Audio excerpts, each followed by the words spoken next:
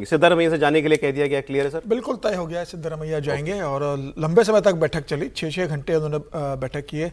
10 जनपद पे बैठक हुई। सोनिया गांधी पहली बार इस पूरे प्रकरण में डायरेक्ट इन्वॉल्वमेंट सोनिया गांधी का रहा। प्रियंका गांधी ने बड़ी भूमिका निभाई है इस पूरे प्रकरण के अंदर और यह तय कर लिया गया है कि अब सिद्धारमैया को दिल्ली बुलाया जाएगा। अब राज्यसभा बुलाया जाएगा तो उनको क्या और देंगे, इसके अलावा देने के पास तो कांग्रेस के पास कुछ है नहीं। उनको राज्यसभा दे देंगे क्योंकि राज्यसभा की 4 सीटें बेटे को मंत्री बनाने की बात, बेटे को आप मंत्री बना दोगे कि भाई आपके बेटे को मंत्री वहां पर बना देते हैं, या संगठन में क्या बेटे को प्रदेश अध्यक्ष बनाने की बात चलेगी क्योंकि डीके शिव कुमार मुख्यमंत्री बनेंगे तो प्रदेश अध्यक्ष का पद डीके शिव कुमार छोड़ेंगे। तो सिद्धारमैया चाहेंगे कि उनका बेटा या उनके खेमे का कोई आदमी प्रदेश अध्यक्ष बने, जिससे आने वाले विधानसभा चुनाव में टिकट डिस्ट्रीब्यूशन के समय प्रदेश अध्यक्ष उनका रहो। तो अब संगठन को लेकर भी क्या चर्चा होगी। अगर डीके शिव कुमार को आप बनाते हैं जो वकीलिंगा कम्युनिटी से आते हैं तो उसके बाद क्या फिर आप किसी ओबीसी एसटी एससी कम्युनिटी को देगा। तो सतीश जारकिहोली का नाम भी चल रहा है कि सतीश जारकिहोली जो अभी एससी कम्युनिटी से आते हैं, अभी पीडब्ल्यूडी मंत्री है, उनका चल रहा है कि वो या तो प्रदेश अध्यक्ष बनेंगे या फिर उनको उप मुख्यमंत्री बनाया जा सकता है। तमाम तरह की चीजें चल रही है, लेकिन ये तय है कि कांग्रेस ने तय कर लिया कि मुख्यमंत्री बदले जाएंगे। सिद्धारमैया लेकिन आसानी से मान लेंगे फैसला। देखिए, अब सिद्धारमैया के पास कोई बहुत ऑप्शन नहीं है। सिद्धारमैया इस बात को भी जानते हैं कि भाई भारतीय जनता पार्टी और कांग्रेस के विधायकों में इतना बड़ा फर्क है कि वो पार्टी तोड़ने की स्थिति में नहीं है। न वो सरकार बना सकते हैं, न सरकार गिरा सकते हैं, और उनके पास राजनीतिक समय भी नहीं बचा। वो जिस उम्र में चले गए वो इस बात को जानते हैं कि अगली बार मैं मुख्यमंत्री किसी स्थिति में नहीं बनूंगा। अब वो ये चाहेंगे कि उनका बेटा कर्नाटक की राजनीति में सेटल हो जाए। तो मुझे लग रहा है कि कांग्रेस ने भी पंजाब का जो एपिसोड हुआ था कि अमरिंदर सिंह को जिस तरीके से हटाया था, उसके बाद अमरिंदर सिंह ने विद्रोह कर दिया था। राजस्थान में जिस तरह सचिन पायलट और अशोक गहलोत के बीच में हुआ था, छत्तीसगढ़ में जिस तरीके से हुआ था, मध्य प्रदेश में कमलनाथ बनाम ज्योतिरादित्य सिंधिया जो मामला हुआ था, तो मुझे लग रहा है कि इस बार जो कहते हैं ना कि दूध का जला छाछ भी फूक फूक कर पीता है, तो कांग्रेस ने इस बार सुनिश्चित किया कि भाई कोई ऐसा अप्रिय स्थिति ना हो कि मुख्यमंत्री बगावत कर दे। अरे इस सबका क्रेडिट मैं देख रहा हूं राहुल गांधी को भी देने की वैसी चर्चाएं होने लगी हैं कि राहुल गांधी देखिए दक्षिण का किला मजबूत करने के लिए एक के बाद एक ऐसे फैसले कर रहे हैं कि विजय तमिलनाडु में विजय के साथ चले गए डीएमके को छोड़कर, केरल में उन्होंने सतीशन को चुना, केसी वेणुगोपाल को नहीं चुना, ये भी बड़ा फैसला था। और यहां पर भी अब उन्होंने आखिरकार जो है फैसला कर ही लिया कि अब डीके शिव कुमार की बारी आ गई। सर, आ गई डीके शिव कुमार की बारी। समीर जी कह रहे हैं, समीर जी की खबर गलत तो होती नहीं है, वैसे देश में चर्चा भी चल रही है। लेकिन अभी बहुत इंटरेस्टिंग बात है, जब परमेश्वर साहब बोल रहे थे तो हर्षवर्धन जी ने एक विज्ञापन की लाइन याद की कि मन में लड्डू फूटा। मन में लड्डू फूटा। ऐसी कांग्रेस में और ज़्यादातर पॉलिटिकल पार्टीज में ऐसी चर्चाएं होती रहती। मुझे राजस्थान का ध्यान आता है कि जब हरदेव जोशी शिव चरण माथुर के बीच में झगड़ा हो रहा था तो हीरालाल देवपुरा बने। भारतीय जनता पार्टी में राजनाथ जी और उनके बीच में हो रहा था तो रामप्रकाश गुप्त वो ऐतिहासिक कहीं क्षेत्र से निकाल कर बनाए गए थे। तो ऐसा अक्सर होता रहता है। अब फिर उसको देखा, मैंने उनको देखा सिद्धारमैया जी को, उनको काफ़ी लोग स्वागत कर रहे हैं, चरण छू रहे हैं, माला पहना रहे हैं, और आपने बोला 28 तारीख को ये शायद इस्तीफा हो सकता है। फिर मुझे ध्यान है कल तो बकरीद है। ये सब मैं तो ऐसे सुना, सारी चीज़ों को एसेस कर रहा हूं। बकरे को रंग लगा के गला काटते हैं। लेकिन मतलब चर्चा हो रही है, फैसला हो रहा है। मैंने ध्यान रखिए, कह रहे हैं कि राहुल गांधी कसाई हैं। इस पे आपत्ति है आपको? सिद्धारमैया बकना इस पे नहीं है। नहीं, हमको इस पर आपत्ति है कि राहुल गांधी को उसमें काटने वाले नहीं, लेकिन कमाल की सेकुलर चर्चा आप लोग कर रहे हैं। लेकिन ये तय पाया गया है भाई। ये तो स्पॉन्टेनियस बीजेपी से आया, शिव कुमार स्पॉन्टेनियस इधर से भी निकला है, बन जाए चीफ मिनिस्टर। चलिए ठीक है, अब ये जब हो ना जाए तब तक तो ये एपिसोड ऐसा इसको यहाँ पर रखिए। राइडर के इतने सीक्वल आ चुके हैं कि जब ये हो जाए ना राइडर के साथ बात करेंगे इस पर। ठीक है, अब इस पर आगे और समय भी हम बंदरों की लड़ाई में क्या बिल्ली का नहीं भाग बनेगा, देखते हैं।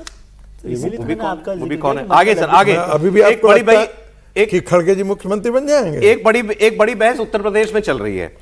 यूपी में अब चूंकि चुनाव का सीजन शुरू हो गया तो योगी जी अपनी उपलब्धियां, अपनी पार्टी सबकी बड़ाई कर रहे हैं। वो बता रहे हैं जगह जगह, और ये बता रहे हैं क्या था 10 साल पहले, क्या था, कैसी सरकार थी। जैसे कल उन्होंने कहा कि बिजली का संकट चल रहा है यूपी में, तो उन्होंने कहा कि भाई हम बिजली देते तो हैं, कटती है इसका मतलब देते हैं। और इनके टाइम में तो बिजली की तारों पे कपड़े सूखा करते थे, बिजली आती नहीं थी, लोगों को डर ही नहीं था कि करंट लग जाएगा। फिर भर्ती की बात उन्होंने की, तमाम तरीके की बातें की। ये केवल ये उन्होंने कहा कि जो भी ऐसी पार्टी होगी, सपा जैसी पार्टी, वो परिवार के आगे सोच ही नहीं सकती, ये उसके अंदर एक फंडामेंटल फ्लॉ है। अब चाहे फिर करप्शन की बात होगी, चाहे लॉ एंड ऑर्डर की बात, व्हाटएवर, वो परिवार के आगे उसकी सोच नहीं जाएगी, वो जनता के बारे में सोच ही नहीं सकती, ऐसा उन्होंने कहा। वो आपको मैं सुनाऊंगा बयान। अखिलेश जी ने एक रिपोर्टर का इंटरव्यू ले लिया प्रेस कॉन्फ्रेंस में कोई यंग रिपोर्टर था, उसने कुछ सवाल पूछ लिया उनसे कि ऐसा क्यों नहीं होता, तो उन्होंने कहा मैं मुझसे क्यों पूछ रहे हो, मैं थोड़ी हूँ चीफ मिनिस्टर।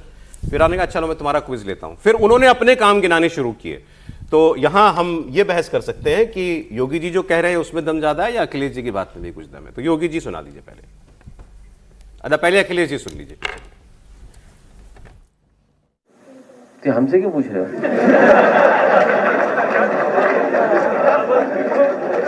तो ये हमसे क्यों पूछ रहे हो भाई? ये बताओ, एकाना देखा आपने? एकाना देखा है आपने? एक्सप्रेस वे देखा है? नेशनल पार्क देखा है? ये गाजीपुर कौन से गांव में आखिरी रुकती है सड़क? हैदरिया और पखनपुरा, मोहम्मदाबाद पखनपुरा तक एक्सप्रेस वे गया है गाजीपुर का हमारा। वहाँ मंडी बननी थी गाजीपुर के किसानों के लिए। वो ना खड़े रहने दो भाई, क्यों बैठा रहे हो? सीखने आए कुछ। हाँ, ये कौन भेज रहा है तुझे सवाल? कौन है, पहले उसका नाम बता। कौन सवाल भेज रहा है? ChatGPT से पूछ रहे हो? है बेटा? अच्छा नहीं, तो ये पूछ रहे, सीखने दो।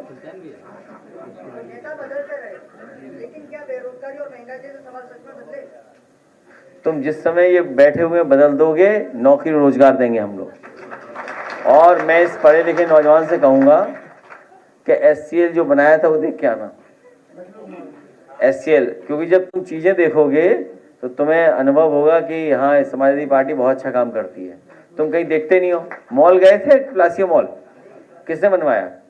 आज सवाल हमारे तुम पे है, बोले किसने बनवाया? किसने बनवाया बताओ ना।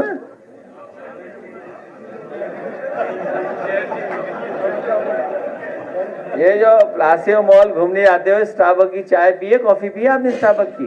क्या करने जाते हो प्लासियो मॉल में? हैं? चलो इसको कोई कॉफी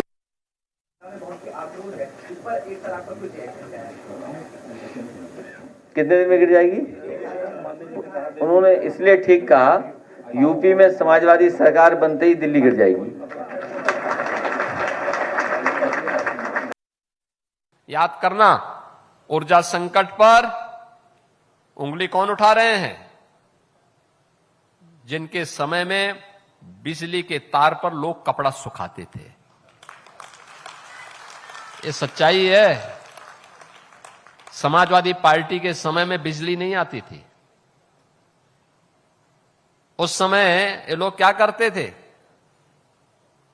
किसी भी जिले में बिजली देनी हो तो एक सप्ताह रात्रि के लिए बिजली आती थी, दूसरे सप्ताह दूसरे जिले में आती थी, कभी दिन में कभी रात्रि में। क्योंकि उनके एजेंडे में न गरीब था, न किसान था, न महिला थी, न युवा था। उनके एजेंडे में केवल परिवार था, भाई भतीजावाद था, और इसीलिए वे फेल थे। हम इसलिए सफल हैं क्योंकि हम लोगों ने बिना भेदभाव के इन सब के हितों के लिए कार्य किया। परिणाम दिखाई दे रहा है।